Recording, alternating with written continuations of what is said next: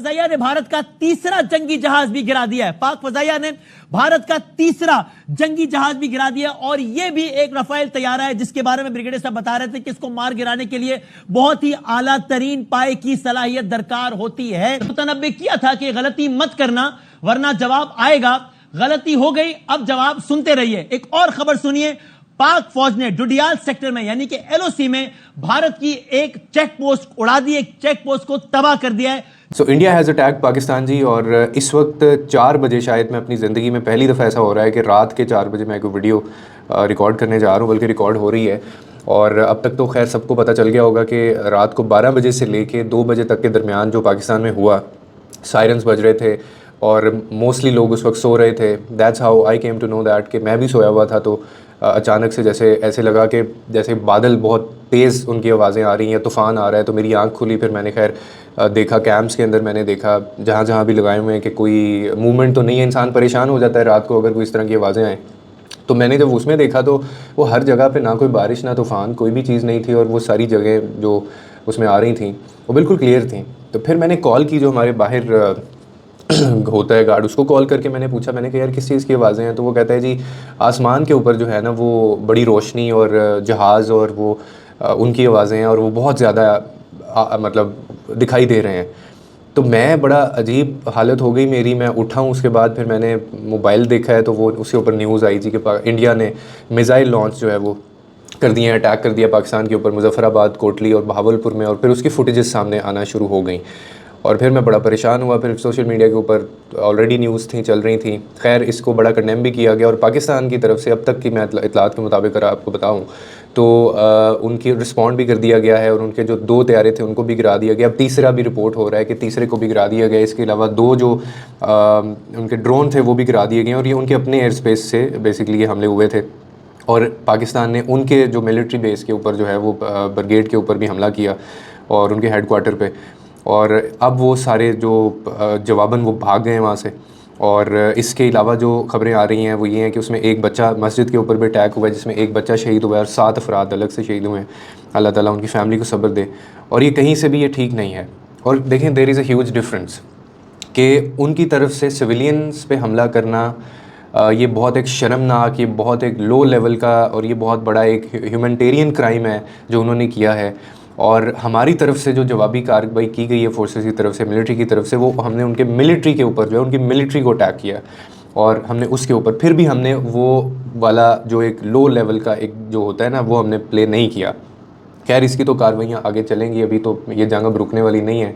और as we से कि ये शुरू उन्होंने किया और अब ख़त्म हम करेंगे इसको। और एक टाइम आ जाता है कि जब आप जो है ना वो चुप खामोशी आपकी कमज़ोरी समझी जा रही होती है और ये जवाब वैसे उनको अब मिल भी चुका है।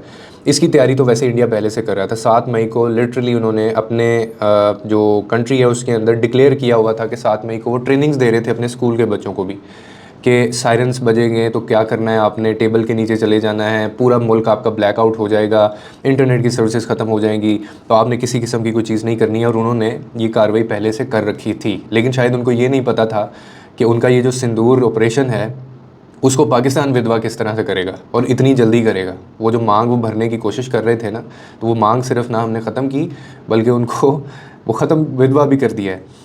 तो मैं खैर हर बंदा ही बड़ा परेशान है जी। और फैसलाबाद से क्योंकि ताल्लुक़ है मेरा, फैसलाबाद में बहुत हाई अलर्ट था, लाहौर के अंदर, इस्लामाबाद के अंदर बहुत हाई अलर्ट था और अभी भी ऐसे ही है। 48 आवर्स के लिए जितनी भी एयर बेस है और जो परवाज़ें हैं वो सारी ख़त्म कर दी गई हैं। और अगले 24 से 48 घंटे बहुत क्रूशल हैं। पाकिस्तान के अंदर छुट्टी दे दी गई है कल के, जितने भी सेक्टर्स हैं एजुकेशनल हैं, जो बच्चों के स्कूल हैं, कॉलेजेस हैं, तालीमी इदारे सारे बंद कर दिए गए हैं।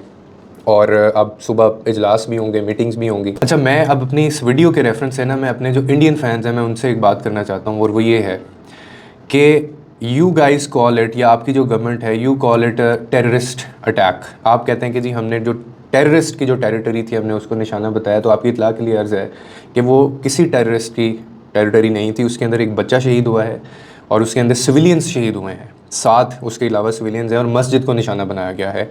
और ये जहाँ से मामला शुरू हुआ पहलगाम से, तो वहाँ पे भी we kept on denying that, और हम इस चीज़ को पाकिस्तान की तरफ से इंटरनेशनल फोरम पे भी इस चीज़ को ले जाया गया, और उन्होंने कहा कि जी आप कोई ऐसी मतलब न्यूट्रल या बाइस्ड कोई ऐसी कमेटी बिठा दें जो ये फ़ैसला करे, जो इसकी इन्वेस्टिगेशन करे, और उसमें अगर हमारा नाम आ जाए तो हम उसमें बिल्कुल अकाउंटेबल हैं। लेकिन वहाँ भी इन्वेस्टिगेशन नहीं हो सकी क्योंकि हमने डिनाई किया, हम करते आए कि ये इसमें पाकिस्तान का कोई हाथ नहीं है। और उसके बाद ये जो भी किया है ना रात को तुम लोगों ने या आपकी गवर्नमेंट ने, so this is very heinous act, और ये बड़ा एक लो एक्ट है जो आप लोगों ने किया। और इसका जवाब तो खैर मिल ही गया आपकी गवर्नमेंट को। और ये अगर नहीं रुका ना सिलसिला तो soon we will be living like Gaza and Palestine and Israel. हम लोग उन्हीं की तरह ज़िंदगी गुजारेंगे, और उस हाथ किसी के कुछ नहीं है, बल्कि उससे बदतर हो सकता है, क्योंकि दोनों जो है वो एटॉमिक बॉम्ब और न्यूक्लियर पावर हैं, और one click away, one button away, everything is just one button away. एक मैसेज सर्कुलेट कर रहा था तो वो फोर्सेस की तरफ से आया, खैर मैंने भी फिर आगे उसको भेजा, जिसके अंदर जब ये 2 बजे 1 बजे ये मामला हुआ है तो कहा गया कि जी पाकिस्तान में जो भी लाइट्स हैं या घरों की लाइटें बंद कर दें, ये सारी चीज़ें, तो मैंने आई मेक श्योर दैट के जाके मैंने सारी बंद की। और आप बिलीव नहीं कर सकते हैं कि उस वक्त मेरी हालत क्या थी। ये लिटरली आई विटनेस, मैंने क्या पूरे पाकिस्तान ने ये विटनेस किया। और एक टाइम पे ऐसा लगा हमें कि जंग शुरू हो गई है और किसी भी वक्त इधर भी हो सकता है कुछ। और आई वॉज़ लुकिंग एट मैं अपने बच्चों, वो सो रही थी बच्चियाँ मेरी, मैं उनको देख रहा था। और आई एम श्योर कि हम हर पेरेंट, हर जो पाकिस्तानी है वो अपने अपने पर्सपेक्टिव से चीज़ों को सोच रहा होगा। तो मैं सिर्फ इंडियन जो फैंस हैं उनसे ये कहना चाहता हूँ कि देखो यार, आप लोगों को वही दिखाया जा रहा है आपकी गवर्नमेंट की तरफ से जो वो दिखाना चाहते हैं। पहलगाम में पाकिस्तान का कोई अमल दखल नहीं था, और हमने उसको भी डिनाई किया, हमने कंडेम किया उल्टा कि वो जिसने भी किया है बहुत गलत किया है, इस्लाम से उनका ताल्लुक़ नहीं है, मज़हब हमारा नहीं सिखाता ये उनका मज़हब भी इस्लाम नहीं है जिन्होंने ऐसा किया। लेकिन उसके बाद ये जो अब मामला हुआ है तो ये अब रुकेगा नहीं। और अभी दुख इस चीज़ का हुआ कि अभी भी वो लोग इस चीज़ को ऐसे रिपोर्ट कर रहे हैं कि हमने टेररिस्ट मार गिराए हैं पाकिस्तान के अंदर, दहशतगर्द हमने मार। वो जो बच्चा था 6 साल का, या जो छोटा बच्चा था बेचारा शहीद हो गया, वो दहशतगर्द था।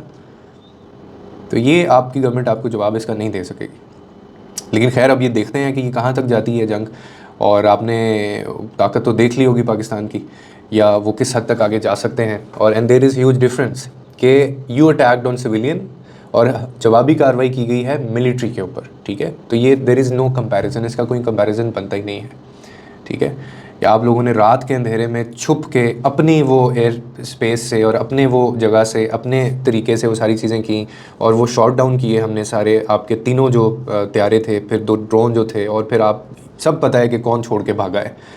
हर आपके जो वो हेड क्वार्टर में जहाँ पे भी हमले किए गए हैं वहाँ से 40-40, 50-50 आपके मिलिट्री के बंदे वहाँ से भाग गए छोड़ के। तो ये अब जब जंग रुकेगी नहीं, कि अब चलेगी आगे तक, तो हमारा तो ईमान ही, पाकिस्तानियों का और मुसलमानों का तो ईमान ही है जी, वो तो हर वक्त लड़ने के लिए तैयार रहते हैं। ये जज्बे के हिसाब से हम सब एक हैं, इसमें हम सब में यूनियन है, हम सेपरेटेड नहीं हैं।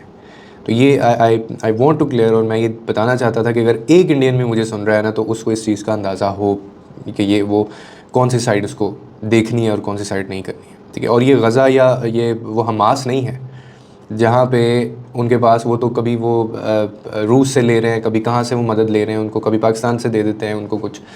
तो पाकिस्तान और इंडिया जो है उनके पास they have enough to destroy, एक दूसरे को बर्बाद करने के लिए इनके पास इनको लेना नहीं पड़ेगा किसी से कुछ, इन सब के पास सब कुछ है, ठीक है। तो I think this has to stop, और इसमें इंटरवीन करना चाहिए आलमी बरादरी को भी। ट्रम्प का भी एक बयान आया है, ट्रम्प साहब कहते हैं कि it's really shameful act from India अगर उन्होंने ये किया इस तरह से, जो कि अब कंफर्म भी हो गया है। लेकिन फिर भी हम रिलाई नहीं कर सकते, क्योंकि हमें पता है वो भी कौन सी साइड पे हैं और ये पूरी इंटरनेशनल लॉबी किस तरह से काम करती है। लेकिन अल्लाह ताला आपको, हमें, हमारी फैमिलीज़ को, हमारे बच्चों को हिफ्ज़ ईमान में रखे और सलामत रखे जी हमारे पाकिस्तान को। पाकिस्तान जिंदाबाद।